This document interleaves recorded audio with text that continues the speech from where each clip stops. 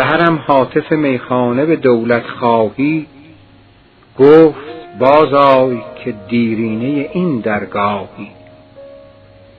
همچو جم جرعه ما کش که ز سر دو جهان، پرتو جام جهان بین دهدت آگاهی.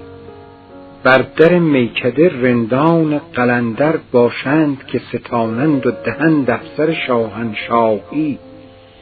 خشت زیر سر و بر تارک هفت اختر پای، دست قدرت نگر و منصب صاحب جاهی. سر ما و در میخانه که طرف بامش، به فلک بر شد و دیوار بدین کوتاهی. قطع این مرحله بی همرهی خضر مکن، ظلمات است بترس از خطر گمراهی. اگرت سلطنت فقر ببخشند ای دل، کمترین ملک تو از ماه بود تا ماهی.